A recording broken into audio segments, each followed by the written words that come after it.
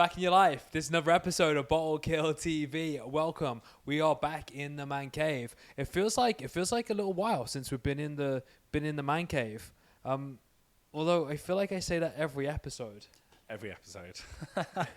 But one thing we do know is wherever you are, however long it's been, it's still the number one place on the whole World Wide Web for whiskey entertainment. So like and subscribe. And if you are not entertained, don't worry, we're going Russell Crowe on you in the next couple months. We got some good stuff planned. As always, it is one of your hosts, Michael Roche. And with me also, as always, to my left, I have the often imitated but never duplicated. It's the real bottle killer, ladies and gentlemen. How the hell are you?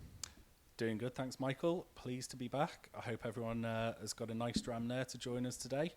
And another 365 rotations around the sun since the last episode, so feeling good. Yeah, it was your birthday, so happy birthday, Bottle Killer. Thank you. Maybe put a little sound effect like,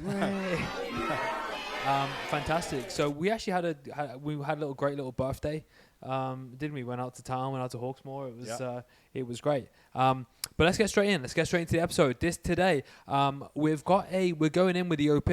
And not to be confused with Old Particular, which is one of our favorites, the Old Pulteney 12. And I'm just going to go out and say it.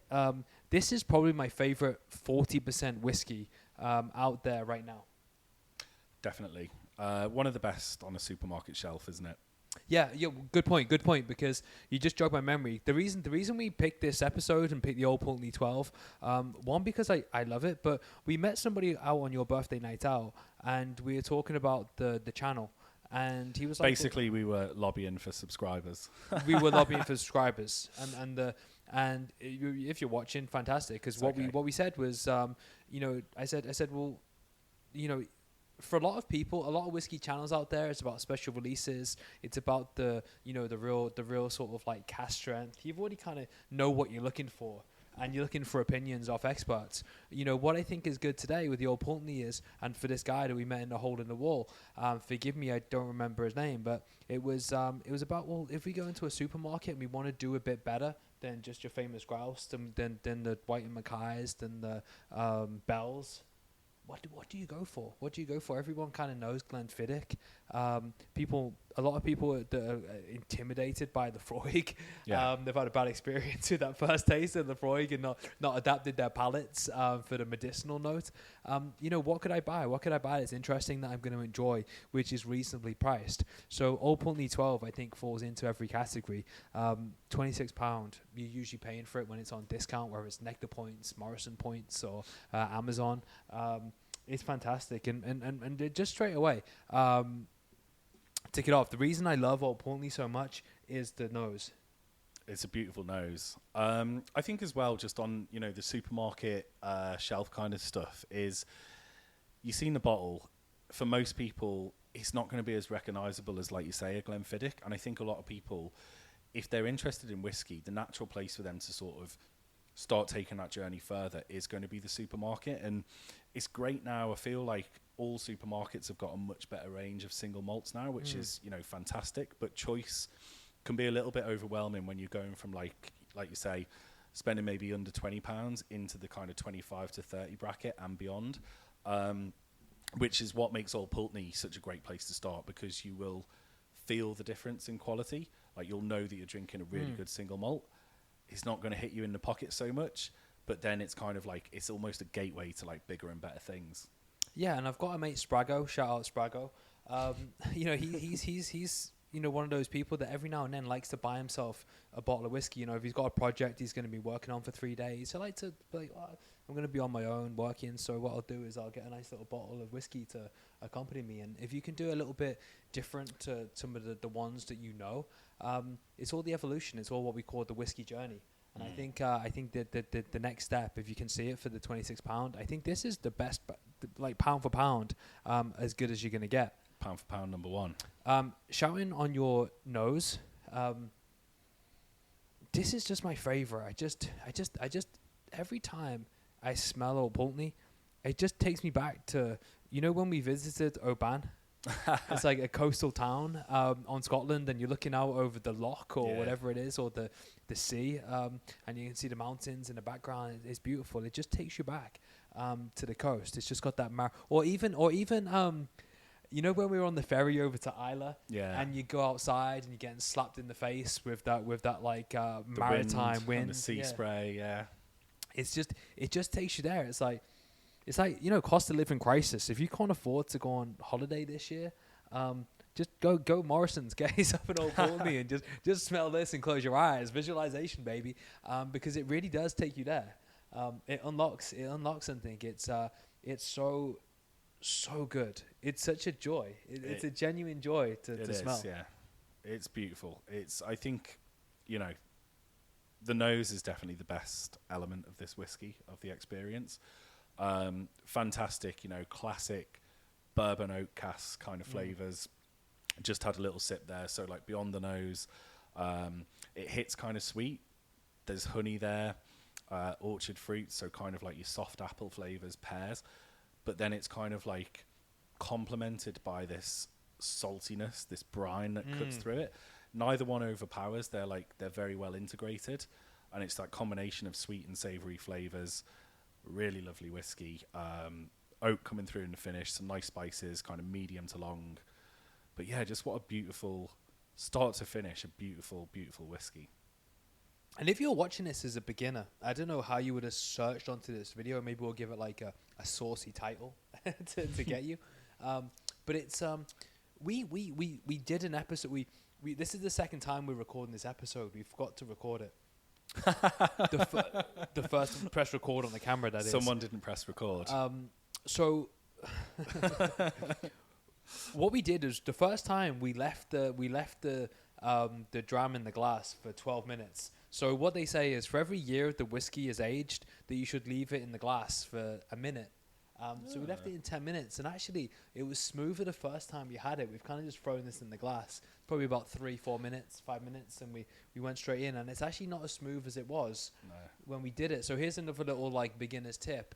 If you do buy a 12-year-old whiskey or a 15-year-old whiskey, leave it in the glass for every minute it's been aged. So for an old Pulteney, 12 minutes.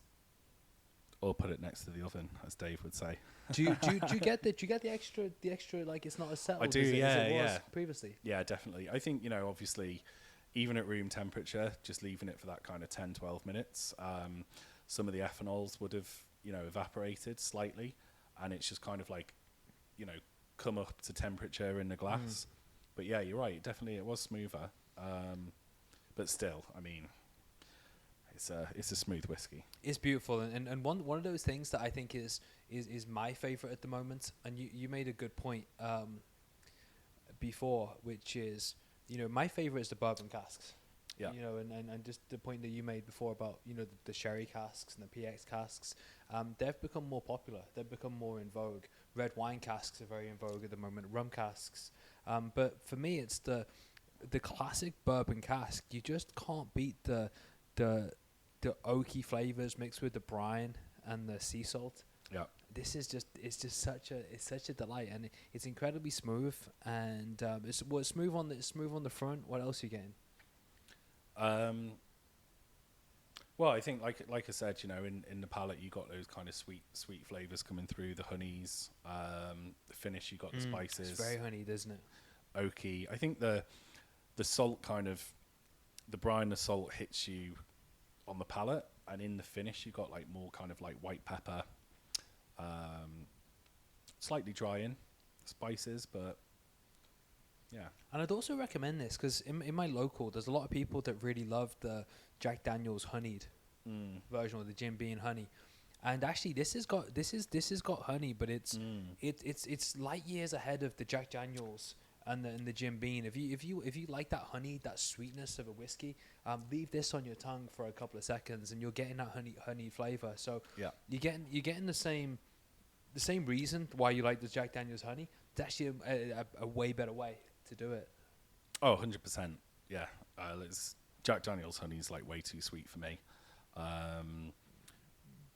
But a single malt that's got that kind of that sweetness and the balance, yeah, you can't go far wrong with this old Pulteney.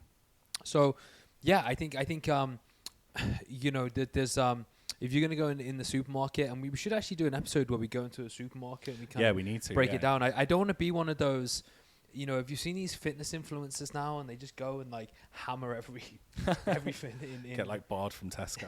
Everything, like Eddie Abdo, he loves to like the everything shit in Tesco, but it's like, you know, I want to pick up the ones that people should consider more than the ones that they should. I think like the supermarket's a great man because you know, okay, you're not going to get like your single casks, like your limited editions, but they've got such like buying power. You get great bargains and still like really good quality. Like I said, supermarket shelves have expanded in terms of like single malts. Like you're seeing things that you just didn't see, you know, akin to this. There's a really good Glen Scotia, you know, kind of got similarities with the coastal flavors. I think it's got a like little bit of peatiness, little bit of smoke to it. Which is impressive, this one, yeah. Yeah. But there's just like a far bigger selection that you get nowadays, which is a good thing. I'm not going to go down to local Tesco's and start like, you know, throwing bottles of scotch on the floor and getting myself barred just for the sake of a few extra subscribers. So I think what's great about whiskey, and one of the beauties is Scotland is such a beautiful country, and you know, it has, if you want to be taken to Scotland, almost like a whiskey is a way to travel to Scotland without actually stepping in foot in Scotland. And so it's, you know, if you can get some of those more coastal ones like the old Pulteney, the Glen Scotia, the Bunnahabhain, it's a great way. It's a great way to do it, as opposed to more of the Speyside type whiskies. It goes back to, for me, like why I think whiskey is undoubtedly the best drink that you can drink, because I'm not going to do a tour on people.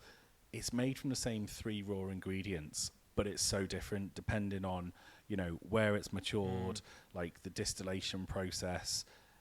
It's like an old Pulteney is worlds, you know, worlds different to, like you say, a Glenfiddich, but made from the same 3 raw ingredients, and that's what makes it exciting to discover, you know, all these different single malts, like the aging process, the casks. Like, I mean, I could go on, but you know. And so, Guy, in Ye Hole in the Wall, actually Liverpool's oldest pub. There's your answer. That's what I think you should buy next time you're in Sainsbury's and you want to treat yourself for a bottle of whiskey. Like I said, Nectar Points, you're probably going to get that £26. It's £26 in Morrison's right now. Usually on Amazon for £26. When it's on offer, it's usually in rotation. They do these things. You're going to find hard to beat it for £26. I think it's an absolute buy. Some distilleries you have an affinity for.